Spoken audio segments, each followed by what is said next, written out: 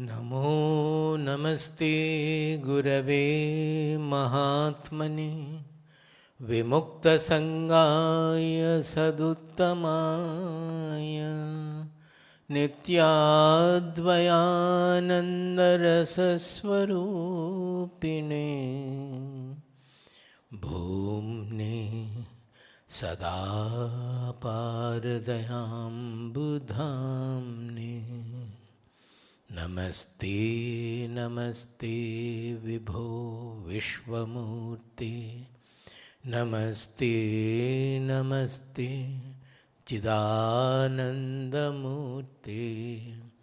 नमस्ते नमस्ते तपोयोगगम्य नमस्ते नमस्ते श्रुतिज्ञानगम्य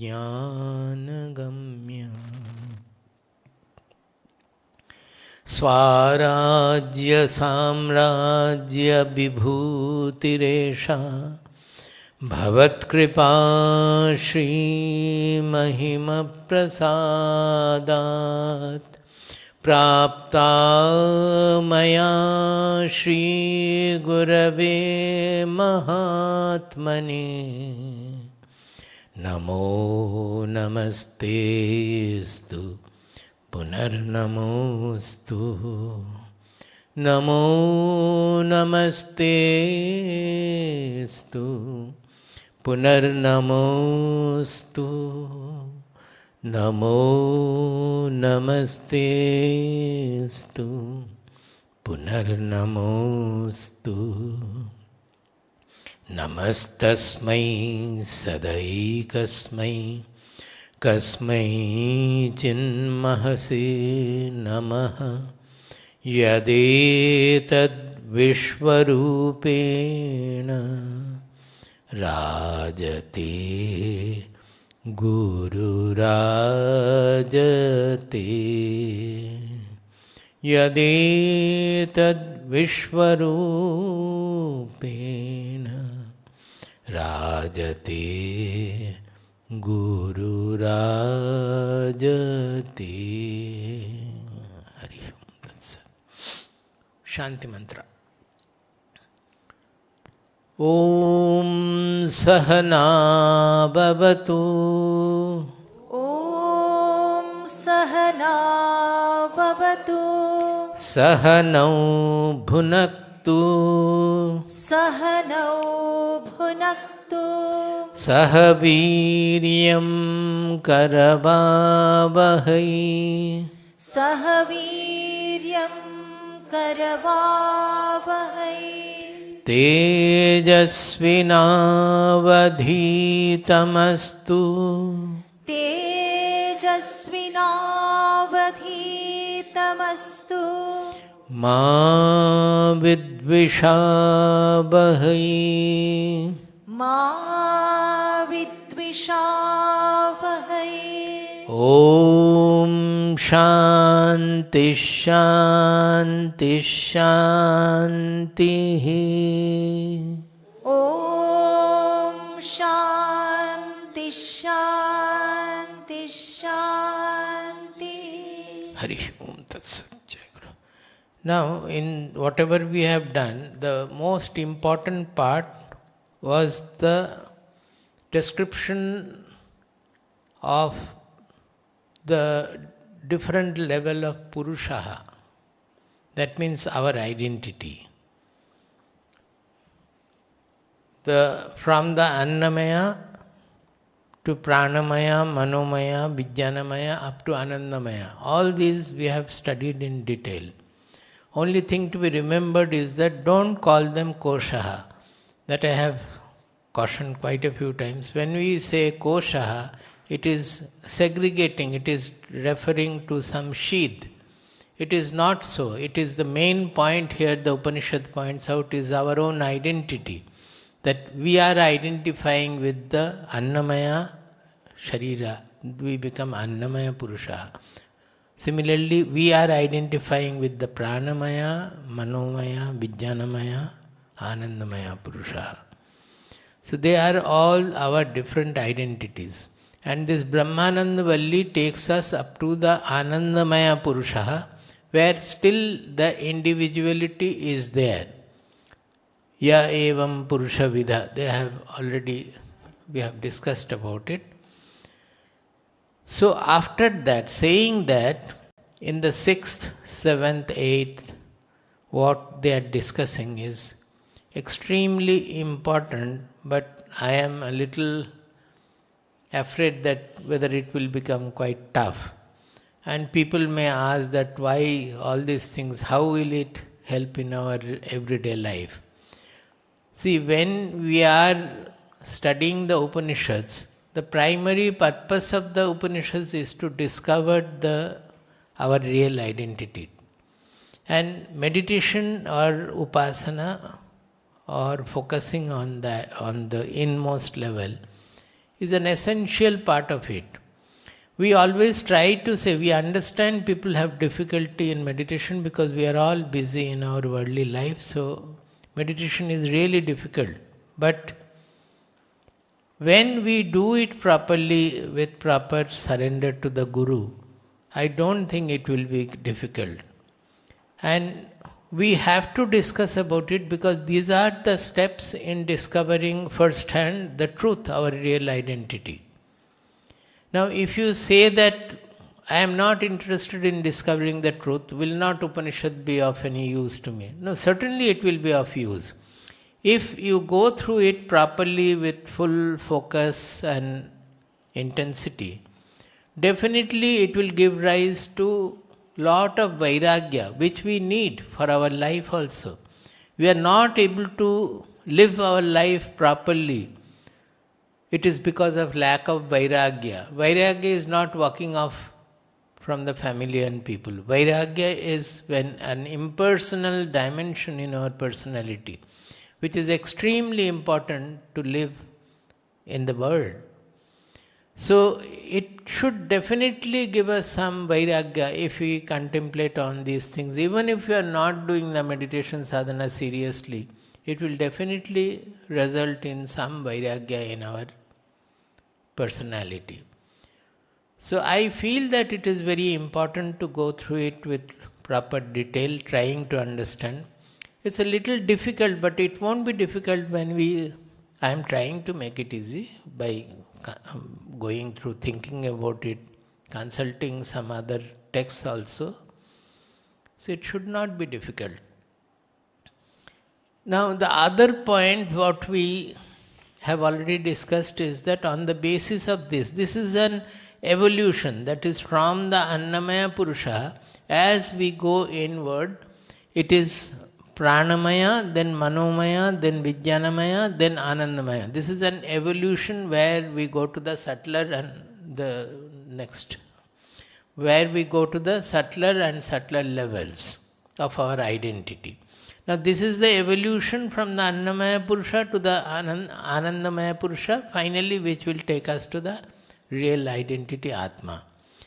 But in the earlier level, the Upanishad has already discussed how from Brahman or Atma, whatever we may say, from Brahman, the different, I refer to it as the involution, that is how the different elements of the Prakriti are manifesting from Brahman.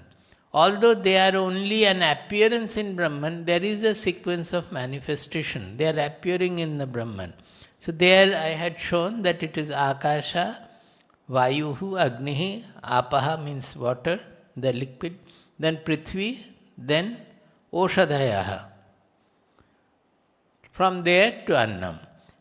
Now here in these slokas, whatever we have already done, that involution has been spoken of from Brahman, that means in the cosmic level. We should remember, whenever we are talking about Brahman, we are referring to the cosmic level.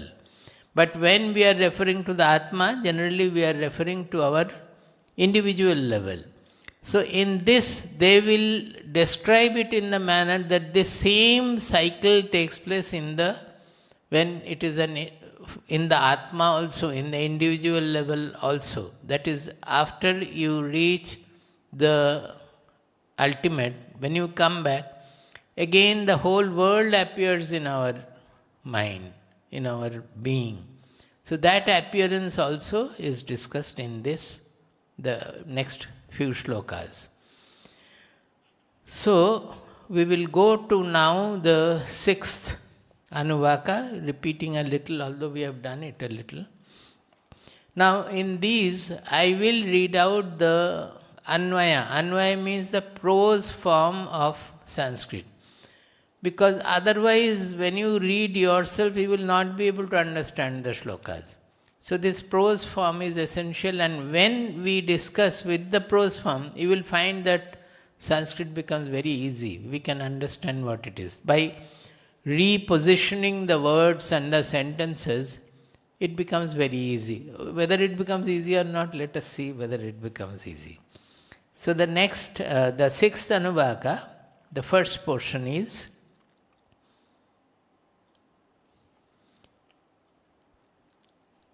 Asanneva sa bhavati asad brahmeti veda chet asti brahmeti chet veda santam enam tato viduhu iti tasseisha eva shariraha atma yah purvasya. Now let us go into the Anvaya, the next slide. We have just split it and repositions the words. Asat eva saha bhavati. Asat brahmeti veda chet. Chet means if. Asat brahmeti veda chet. Asat eva saha bhavati. One who knows Brahman as Asat, he becomes Asat. Asat brahmeti veda chet. Veda means knowing. If one knows Brahman as Asat, Asat eva saha bhavati, he becomes Asat. Now, it may appear to be very strange. We will discuss about it. Then the second line is, Asti brahmeti ched veda santam enam tata viduhu iti. But one who knows Brahman as Asti, as Sat, he becomes Sat. Tasya esha eva shariraha atma yah purvasya. His Atma, his identity is in the Anandamaya Purusha. So he is talking about Saha here is the Anandamaya Purusha. What happens from the Anandamaya Purusha? If he goes over to the, before that, Asat here is used in a very special sense. Generally, Asat means which is not true. Here, Asat means which is unmanifest. Suppose, objective example, suppose the seed, a banyan tree is there in the seed. When we see the seed, it's very minute, small. Now, if that seed is allowed to manifest, then the huge tree will come out of it. But in the seed, we are not able to know the tree. It is hidden inside. Like that, their concept is that when the world is unmanifest, then also it is there in the Brahman, but unmanifest. And from there only it is manifest. So, Asat means which is unmanifest, and Sat means which is manifest Brahman, where we are able to interact with it. Now, we will remember that we discuss with the Kshara Purusha and Akshara Purusha. Kshara means which is changeful.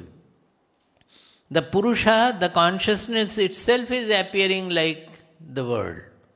But the world is changeful.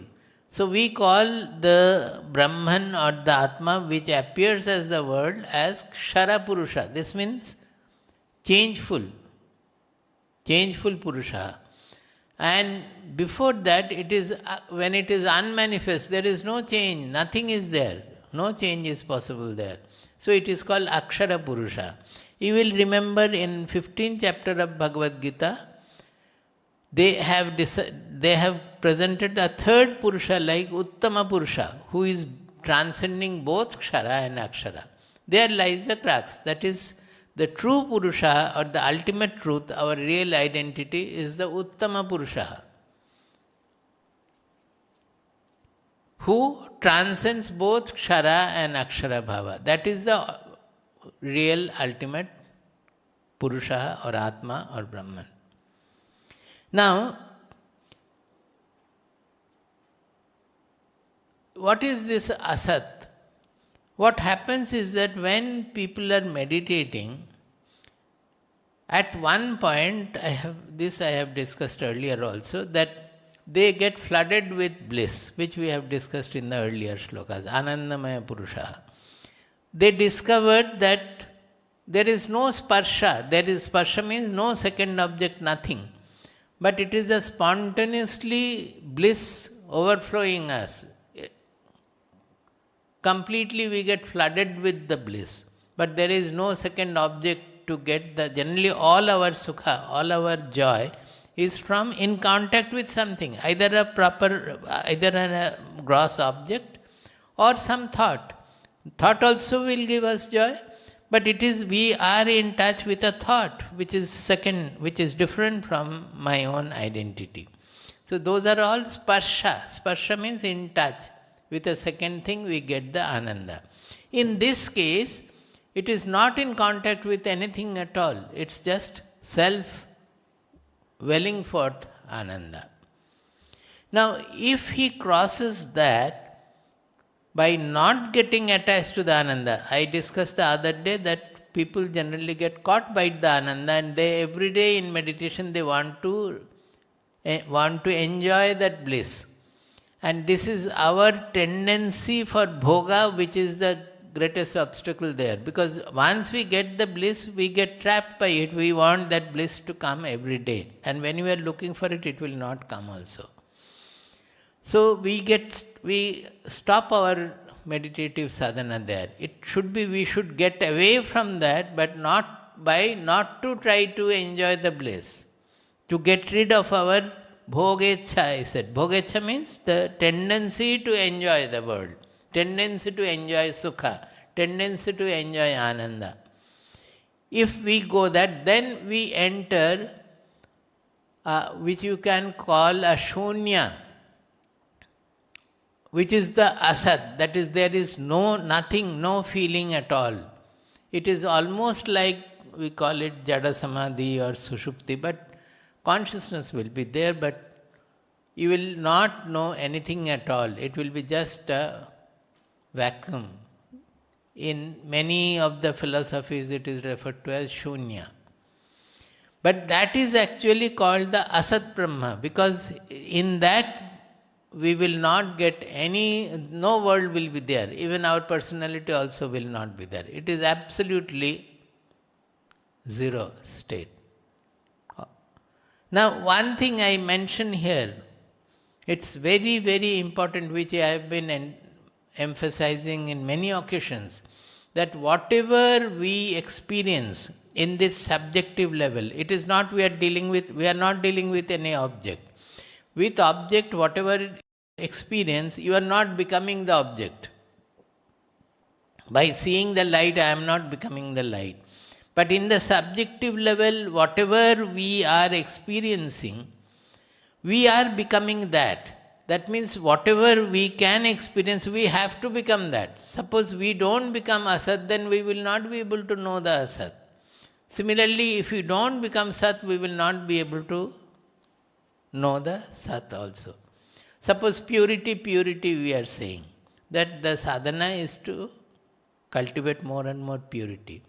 Now, we are saying the Atma is the Parakashta, or the pinnacle of purity is the Atma or Brahman. Now, how much of purity you will be able to experience? Where will you experience? That purity has to dawn in us. To experience the purity, unless it dawns in us, we will not know. So we have to become, our mind has to become, to the extent the mind becomes pure, to that extent we will know the purity. To the extent the mind becomes expansive, to that extent we will know our infinite identity. Whatever in this subjective level, whatever we know, we become that. So in the Asat, what they are saying, Asat eva saha bhavati. Asat brahmeti vedachet. One who is knowing the Asat Brahman, that means that Shoonya, the nothing is there, zero state, he becomes Asat. Whereas Asti Brahmeti ched Veda Santam Enam Tataha Viduhu. One who crosses that, crossing means it is not that there is something further and all. It's not like that. Without getting completely dissolved in that nothingness, if he still persists with his sadhana, then he comes to know that the whole world is appearing in the Atma. So he finds the Atma is present everywhere in the world. So the whole world shines with the brilliance of Atma. But the world is there. That is the Sat Brahma they are calling. But beyond this Sat and Asat is the Shanta Brahma. That is not discussed here, so we will not go over that. So generally, we are always trying to have that we come back from the Asat Brahman and realize the whole world as Atma, as appearing in the Atma, as the Sat Brahman. Santam enam tataha viduhu iti. This Santam word that you will find, we use the word Sant for the knowers, for the sannyasins and all. It has come from there, that one who has realized the Sat becomes the Santa.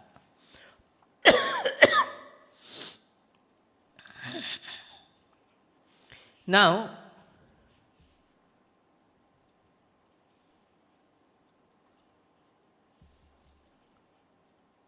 Ataha 6, 7. Here we have something more that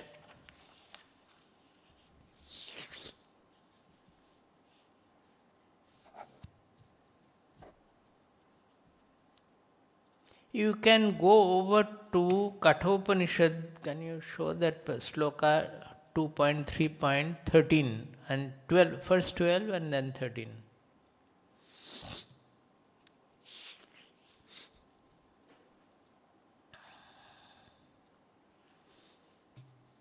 Astiti bruvato anyatra.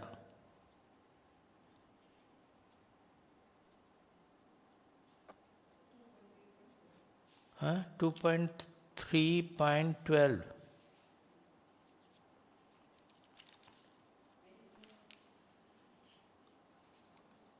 Naiva vachana manasa praptum shakyo na chakshusha astiti bruvato anyatra katham tadupalabhyate. Now, our focus is on the 13, but this I want to discuss first. He says, Naiva vachana manasa praptum shakyo na chakshusha.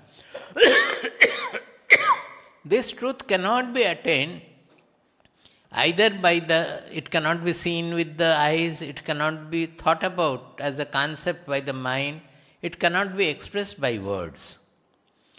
Now, such a thing which is unknown, which is adrishya, which cannot be seen, which is unknown, cannot be perceived by any of the indriyas, how will you know about it? He says, Asti iti bruvato anyatra katham tadupalabhyate. Yamaraja is telling Nachiketa that only when go to a person who says that yes, Brahman asti or Atma asti, that is the Atma is existing, it is there, then only the possibility of realizing the self or Atma coming in. Suppose somebody says that no, it is not there, it's all written in the Upanishads, it's all useless, something is not there. If it is not there, if it is denied, then there cannot be any further pursuit. But suppose you go to somebody who has known it as asti, who has known it as the existence itself, he will be able to guide us and tell us in what kind of asti it is, what kind of an existence it is, and how to realize it also. So he says that the sadhaka must go to a person who says asti iti. You get it? Asti iti bruvato vanyatra. One who says asti. Other than that, where can a person go to realize this truth? Saying that, the next one, 2.3.13. Astityevopalabdhavyah tattva bhavena chobhayoho astityevopalabdhasya tattva bhava prasidati. Asti iti eva upalabdhavyah. Asti iti eva. Eva is very important. Upalabdhavyah. It has to be experienced or realized as asti, not as nasti. You see, what was the question here? Here Nachiketa had asked that when the body falls, some people say something is there, Atma. Some people say nothing is there. I would like to learn the truth of it by remaining under your tutelage, O Yamaraja. That was the question. So he says that some people say asti, some people say nasti. Of these two, you must go to a person who is saying asti, and it has to be realized as the asti, not as nasti. Why am I saying this? That not as the asat, as the Shoonya, that there is nothing, but as the Purna, as the self, the consciousness, as the I, which is filling everything. That is the asti. There is a great difference between the two. So he says, asti iti eva upalabdhavyah. It has to be realized as asti iti. And tattva bhavena chobhayoho.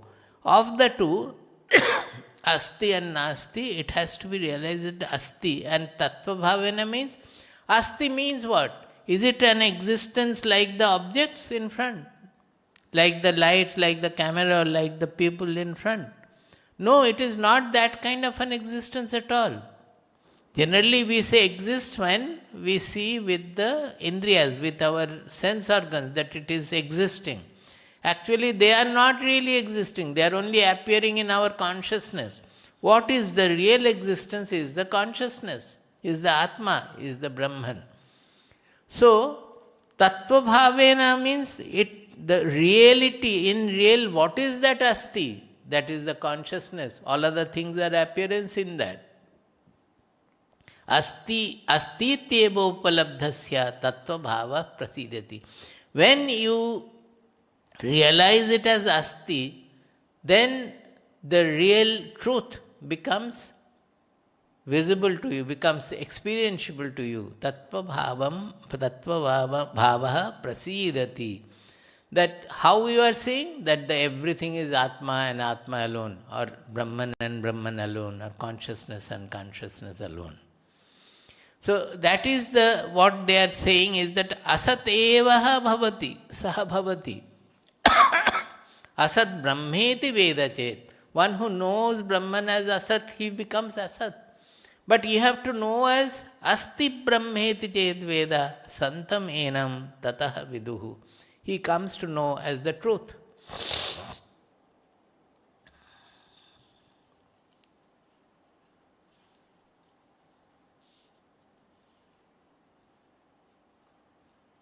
I don't know whether it has been understood, but this is what I can say. Then come to the next one. That is the second part of the sixth Anuvaka 2, the second part. Now, up to this, the teacher has explained. Now, you should be able to compare with Nachiketa's question and here also. Here also the teacher is explaining and there are disciples. Hearing up to this, the disciples are questioning. Some questions have arisen in the disciples' mind. So they are asking, what is that? Athato anuprashnaha. It means that if you see the Anvaya, let us go to the Anvaya. That would be enough. Oh. Ataha, atha, anuprasnaha. Up to this they have said, then comes the following, whatever the teacher has said, the students are asking. What they are asking? Kaschana avidvan pretya amum lokam uta gacchati. Here don't get frightened by seeing a 3 and all that. It is actually a pluta, that is, you can say there are 2 meanings. One is it is 3 matras long, gacchati. Another is that it means the reverse also, that the vice versa also. Sanskrit has that. Aho, or kaschit vidvan pretya amum lokam u samashnute. First one is abidvan and second one is vidvan. Ataha, atha, anuprasnaha. Now therefore is these questions. What is the question? Kaschana avidvan. Some avidvan. Avidvan means one who has not realized the truth, who doesn't know, who is ignorant. Pretya amum lokam utagacchati. When his body falls, pretya means after the body falls. Pretya has got 2 meanings. One is when the body falls, but it is used in Brihadaranyaka and other places also. When one transcends the body consciousness, the transcendental also. Here it is when the body falls. The abidvan, when the body falls, will he attain this loka? That means will he become the Sat Brahma or Asat Brahma?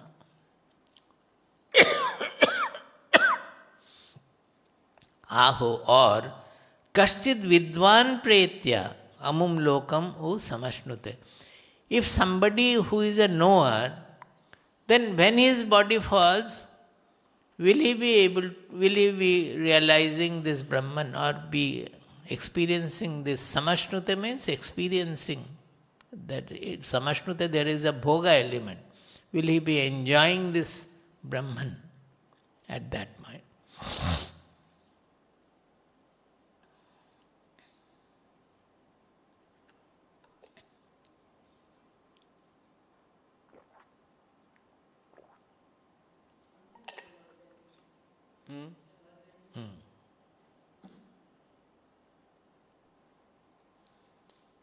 There was no trouble, so I thought nothing is necessary. I don't know. Maybe the scale I am taking is different.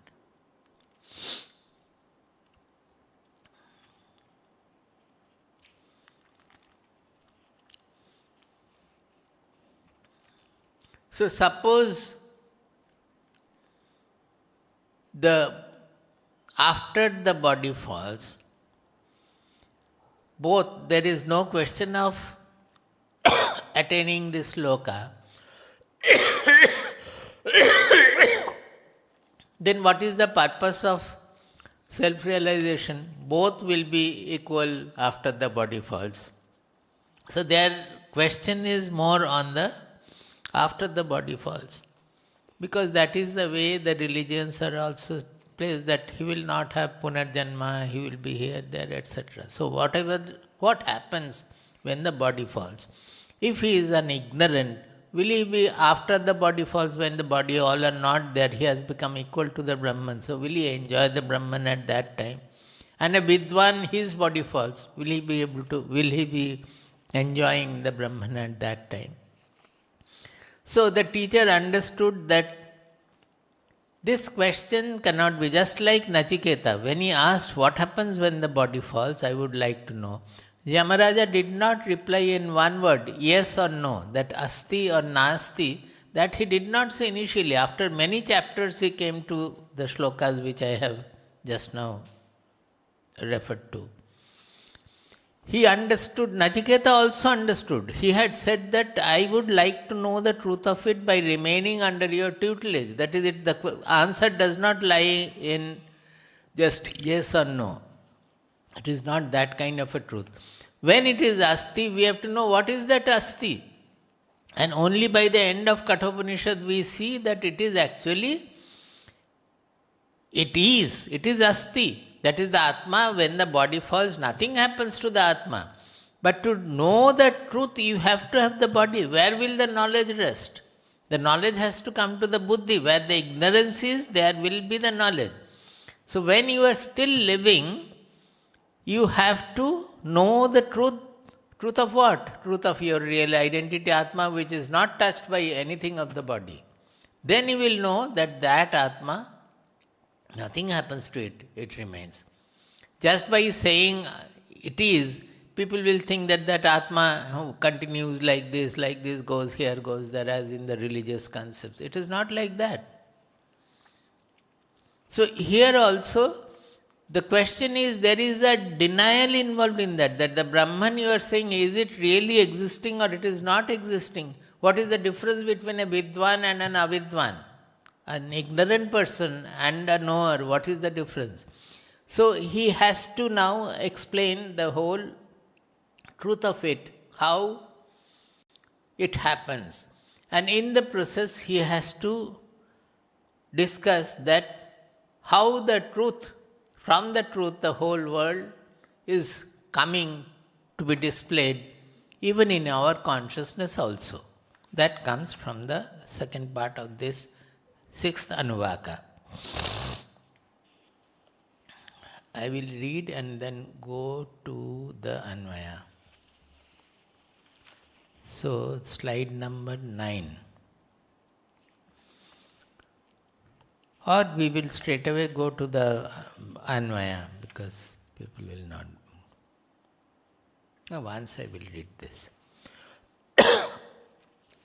Sokamayata bahusyam prajayeti prajayeti satapotapyata satapastaptva idam sarvam asrijata yadidam kincha tat srijatva srishtva tad eva anupravishat. I will read the Anvaya, there is no point in reading it. Saha akamayata, that we can say the Brahman, and we can say also the person who has attained the Brahman, that he desired. Now the question is that how can there be desire in that person or in Brahman? Now it is not a desire of that kind. We call it sankalpa, whatever you may say.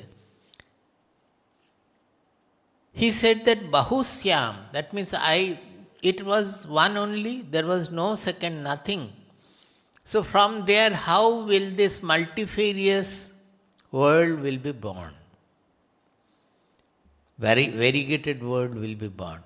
So the not single, but the transcendental consciousness, it wished to be many. And that is how the manyness is coming. In the Mundakopanishad, they have said that tapasa jiyate brahma tato annam abhijayate annat pranaha manasama, etc. Tapasa jiyate brahma. As it by an austerity, the Brahman is swelling. Some expression has to be there. Brahman is manifesting the world. In the next mantra he is saying, Yas sarvajnaha sarvavit yasya jnanamayam tapaha. What is his tapas? His tapas is jnanamaya. That means it is thus the knowledge. And by that tapas, whatever is coming there, it is just getting born. I can give you a very good example. You can try to think. Suppose in dream, It is the whole dream world is a creation of our consciousness, individual consciousness. Is it not? Now there, suppose you in the dream you are seeing your mother. Is it that you have first thought about your mother, wanted to see your mother, and then you are manufacturing the mother, or the mother is coming there? The thought of the mother and the mother's figure in the dream appearance, in the situation wherever you are, is it not simultaneous? Like that anything. Suppose you are in the dream, you are seeing a war. You have not contemplated on the war and then the war scene has come. The thought of the war and the being in the war, experiencing the war, both are simultaneous together. This is the power of consciousness. This is what the creation of the world in case of the universal cosmic consciousness also. The moment in his case, his wish or his knowledge or his tapas, immediately the things appear. They are appearing just like that.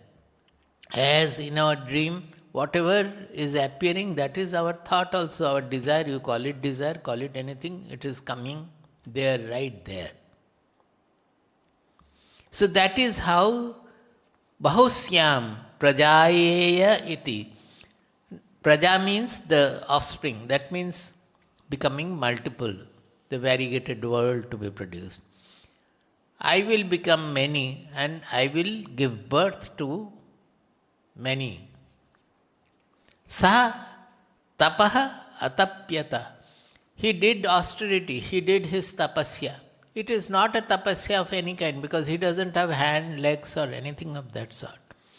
This tapasya is dasya jnanamayam tapaha.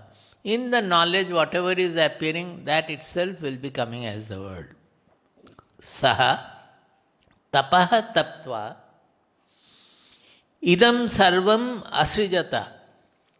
By that tapas, he created idam sarvam. Everything that is around us was created by him, by the tapas. Saha tapah taptva idam sarvam asrijata. Idam yatkincha tat srishtva tat eva anupravishat. Idam yatkincha tat srishtva. Whatever we are seeing, the existing, non-existence, whatever you may say, whatever we are seeing, the existence, after creating that, he entered that.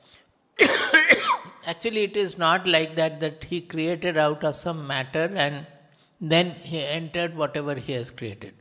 The creation, we have to understand because there is no expression. The creation, it is not that Brahman is somebody and he is creating a world. It's not like that. The Brahman itself is becoming the world.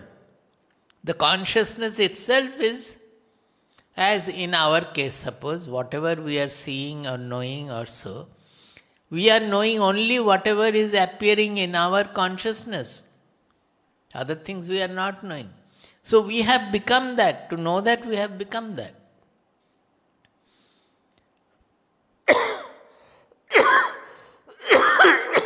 So it is not really as if you are giving some material, you create that and after creating, you enter that to make them live or so. It's not like that. It is the Brahman which is configuring itself into a world. And the other point is that while projecting the world like that, displaying the world like that, no change has taken place in the Brahman. As Mundakopanishad says, Avyayam tad bhuta yonim paripashyanti dhiraha. Avyayam, I have explained it many times. Avyayam tad bhuta yonim paripashyanti dhiraha. Those who are knowers, those who are intelligent, they see everywhere, paripashyanti, everywhere. What do they see? Avyayam tad bhuta yonim. The source of all the beings or everything. But that source is avyaya, unchanging. Can you find out any source in the created universe which while giving rise to anything, it does not undergo any change. You will not find anything like that. Everything is cause and effect change. Whenever an effect is produced, the cause is undergoing a change. When the sun is radiating, the constitution of the sun is undergoing a change. So, avyayam yad bhuta yonim, he is giving rise to all the beings, all the created objects. But by that, he doesn't undergo any change at all. Such a source can only be the consciousness or the I, Atma or Brahman. There it just appears. Suppose in the mind, when you give rise to a huge war with an aircraft carrier and all bombing, everything is going on in the dream. You get up. What has happened? Mind remains the same. Nothing has happened to the mind. It was all projected and it's gone. By that, nothing happened to the mind. It is like that. When it is projecting the whole world, no change is taking place in him. So this anupravishat, although they are saying that following that he entered everything, it is not entering. It is the Brahman which was Shoonya, nothing was there, which was Asat. From that Asat it became Sat. The Brahman became Sat. It will be in the next mantra or so, it will be there. From the Asat, the Sat came. It is not that from the Asat something material, objective, and from there the Sat is coming. It's not in the objective field.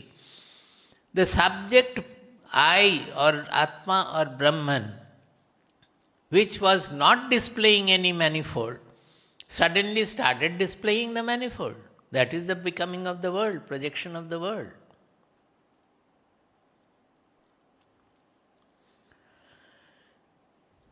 So, idam yat kincha tat srishtva tadeva anupravishat. Then go to the next slide. This is the anvaya of the part 2. Satyam tat anupravishya sat cha tyat cha abhavat. Abhavat means he became. Satyam means the truth. That is the Brahman. That is the Satyam. Tad anupravishya. By entering in the world he has projected. It's not, I told you that it is not entering in that manner. When the world is projected, then Sat cha Tyat cha. Here the Sat means whatever is existing in front, whatever is perceptible, knowable. And Tyat cha means, Tyat means whatever is imperceptible, which we are not knowing. We may not know many things which is happening. We know only a little bit of our universe only. Whatever we are seeing in front as existing. So whether it is existing or non-existing, it is all it has to be in the Brahman itself. There cannot be anything without the Brahman. Everything has to, even if it is Asat also, its substratum, the basis is Brahman. As in the Shoonya, the first Asat experience it was. Sat cha Tyat cha abhavat. Now they are saying, when they said Sat cha Tyat cha, what is the expanse of its meaning? That is clarified in the next few words. What is that? Niruktam cha, aniruktam cha. That means whatever is limited and whatever is unlimited. Whatever can be expressed by form, whatever cannot be expressed by form. Nilayam cha, anilayanam cha. Nilayam cha, nilayanam cha, anilayanam cha. Nilay means ashraya. That whatever there is some substratum, ashraya of something, or which does not have any ashraya also. Everything. Vijnanam cha, avidjnanam cha. The knowledge as well as ignorance. Satyam cha, anritam cha. Truth as well as mithya. In the ordinary functional world, what is truth and what is untruth, both. Cha abhavat. He became everything. That is why people said that, oh, God is so kind, why did he make the criminals? What else can be, where from the other things will come? Whatever mithya, corruption, criminality is there, that is also he has become.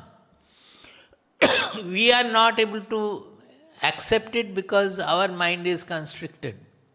We cannot think in the dimension of the truth. If we can think in that manner, then everything is acceptable. But we cannot think in that manner. So we question that, oh, if God is merciful, why did he create all these things? So, niruktam cha aniruktam cha, nilayanam cha anilayanam cha, vijnanam cha avijnanam cha, satyam cha anritam cha. Anritam means na ritam. That means whatever in the vyavaharika, in the regular, in the world, worldly things, whatever is appearing as true and whatever is appearing as false. Everything he became. Cha abhavat. Yadidam kim cha abhavat. Whatever we can think of, existing, non-existing, everything he had become. Tat satyam iti achakshate. That is why he is called the Satya. You can see easily Satyam cha Anritam cha. Whatever is in the Vyavaharika level, in the worldly level, whatever is the truth and untruth, both he became. That is why he is called the truth, the ultimate truth, from where the common truth and the untruth both have come. He is the transcendental truth. That is why Tat Satyam iti Achakshate. That is why he is called the ultimate truth. Tadapi esha shlokaha bhavati. There is a shloka regarding this. Now let us go to 12. Oh, that is the 7th Anuvaka. 6th is over.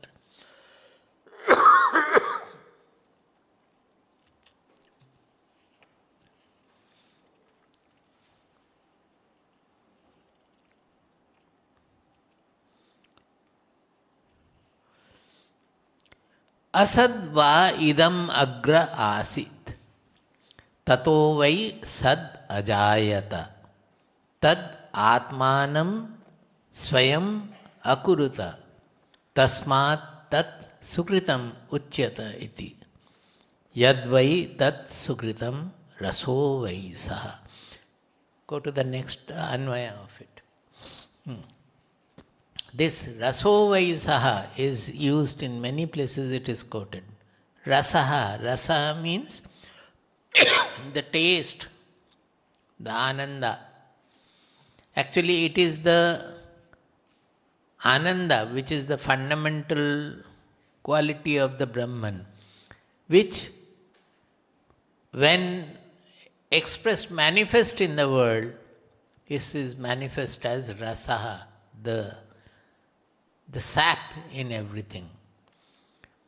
We are getting rasa from various things. We are getting rasa in what we eat. We are getting rasa in whatever we speak. Rasa means taste of various kinds. Whatever we are enjoying, the sukha in everything. But they are all, what they are saying is that raso vai saha. He is the original ananda from where passing through this worldly dimension, worldly appearances, it appears as rasa.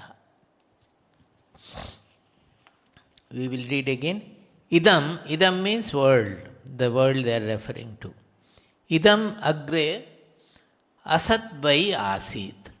First, the world was not visible, the world has not manifest, it was unmanifest. So asat vai asit. It was unmanifest.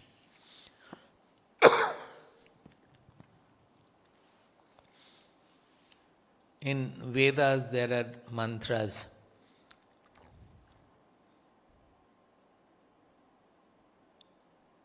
Na sadasit, no sadasit tadanim. It's a very famous quotation from Rig Veda.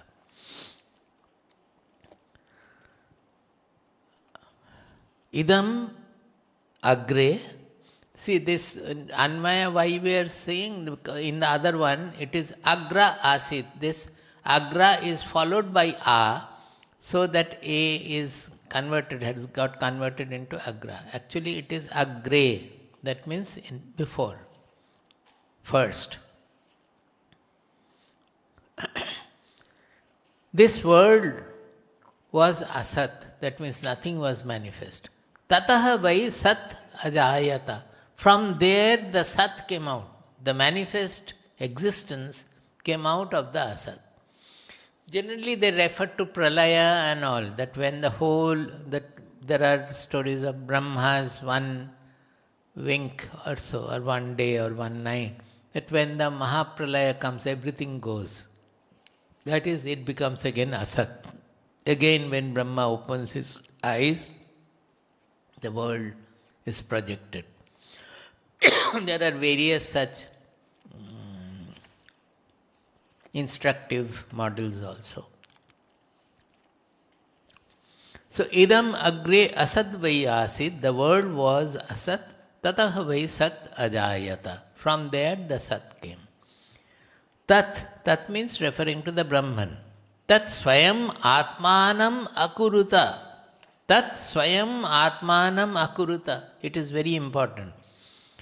He created himself. The Brahman, it is not he took the material and made the world. It's not like that.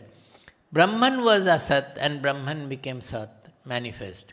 He created himself. He projected, not created actually. He projected himself, displayed himself, manifested himself.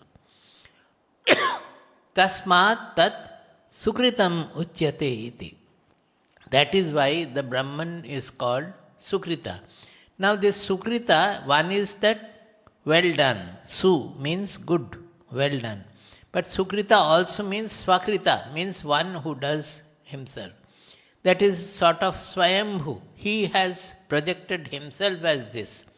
So the Sukrita, both meaning can be taken. One is that well done. When he projected the world, it is well done by him. He is called Sukrita. Another is Swakrita, means there is no other cause. For the Brahman to manifest the world, there is no cause. The causality has to stop there. That I have explained many times. The cause and effect chain is applicable in this created universe. But when you look for the absolute cause, the cause of the universe, you cannot find anything. The very logic, causal logic has to stop there. It is called anavastha dosha or infinite regression. What is the cause of the universe? You say something. Then again, what is the cause of that? If it is Brahman, then what is the cause of Brahman? It will go on. So that causal logic will not be there, cannot be applied there. So he is called Sukrita or Swakrita, meaning Swakrita also. Raso saha, because he is there in everything, the entire world, everywhere you will find joy. Even in the animals also, there is joy. Where from the joy is coming? It is because Brahman is there everywhere in the form of Ananda. That Ananda is manifesting through the whole world everywhere.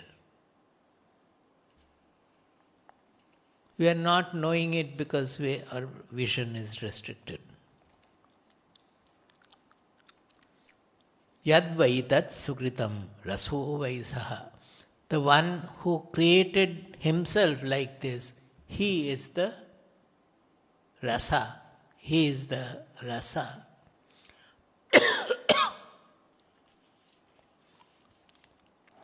To the 14.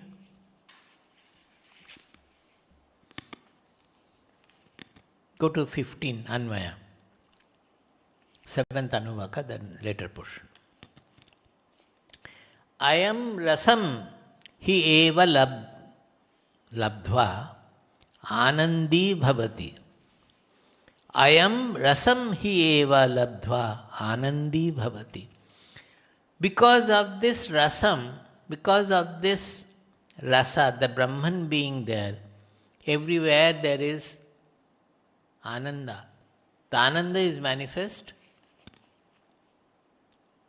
because of the presence of Brahman. Yat esha akashe anandaha na syat. I have reversed the sentence formation here compared to the original mantra, because then the meaning is clearer. Yat esha akashe anandaha na syat. Kah hi eva anyat kah pranyat. Kah hi eva anyat kah pranyat. Yat esha akashe ananda na syat. If this ananda had not been there in the space, in the akasha, means everywhere, then will there be life? Will anybody breathe? Pranyat. Prana will not be there. There won't be any functioning at all. You see, the whole world, why are we doing anything? We have to think. Is it not for joy? Anything we are doing is actually, oh, I am going to the factory for getting some money. What will you do with the money? With the money I will look after my family. So what? My family will be happy when I look after them. So what? When my family is happy, I am also happy. You trace anything that we do, any time, it is only for joy, to get joy. The only trouble is we think that our joy, we want eternal joy from the world, which is never possible. Once we discover that the whatever we do, finally joy is oozing up, is welling forth from within. The source of joy is within. That is the I, that is the Brahman. Once we discover, then we don't look for joy anymore from the world. We understand that this is the joy and this is what we get from everywhere. Actually, it is not coming from the object, it is coming from within. When we have a desire and the desire is fulfilled, for a while the mind becomes peaceful and we are able to feel a little bit of that joy which is always welling forth from within. This is the secret. So he says that if that Ananda had not been there in the Akasha, then will there be breathing or anything people will do, anyat or pranyat? No function of prana will be there. Nobody would do anything. They all do only to get Ananda. So only when the person is getting Ananda from within, he will go on doing out of that Ananda, out of that joy, not looking for joy anymore. But his whole life becomes Anandi, that through Ananda, out of joy, he goes on working. Eshaha Brahman hi eva anandayati. This Brahman itself is the cause of Ananda. Everything is made blissful by this Brahman alone. There will be many parallel mantras in Brihadaranyaka and other places.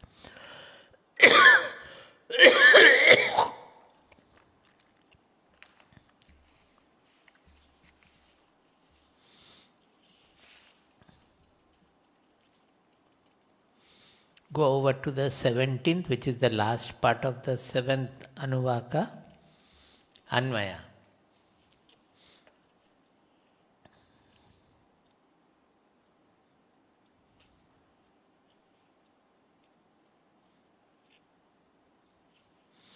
Yada hi eva eshaha etasmin adrishye anatmye anirukte anilayane abhayam pratishtham vindate. See, they have come from here to the abhaya. Abhaya means fearlessness. The abode of fearlessness is the Brahman.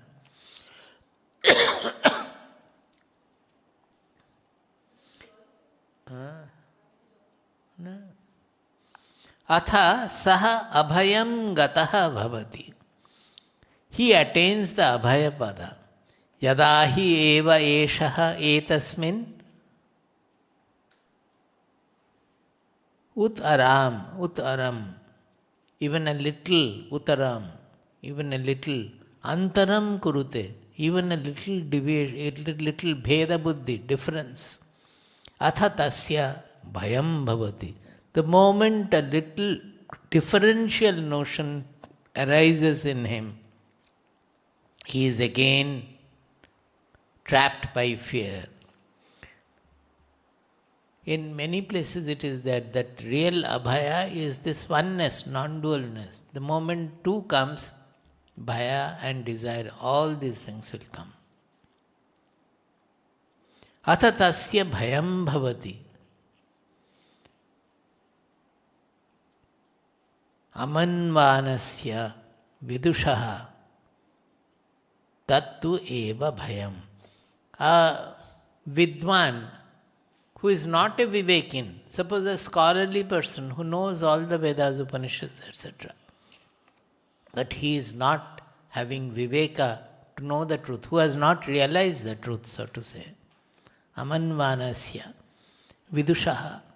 Such a vidushaha, such a learned man, tattu eva bhayam. He will also be suffering from this bhaya. So this abhaya will be there only for a person who has crossed the duality. Tadapi esha shlokaha bhavati. There is a shloka regarding this. I will, this part, seventh, the third part, I will do again next day. Today the voice is not working properly. We will stop today. Because in this Abhaya there are corresponding shlokas from Kathopanishad and other places also. And here also 8th Anuvaka again, the Bhaya is coming. It is very important because people want to get rid of the fear. Our fear is always fear for losing what we like and facing what we dislike. Why are we all afraid of death? Because we like life. We truly speaking, we don't like death. So when we know that there is no death, then only we will have the abode of fearlessness. We will take it up again next day. Om Sahana Vavatu. Om Sahana Vavatu. Sahanau Bhunaktu. Sahanau Bhunaktu. Sahaviryam Karavavahai. Sahaviryam Karavavahai. Tejasvinavadhitamastu. Tejasvinavadhitamastu. Ma vidvishavahai. Ma vidvishavahai. Om Shanti Shanti Shanti. Om Shanti Shanti Shanti.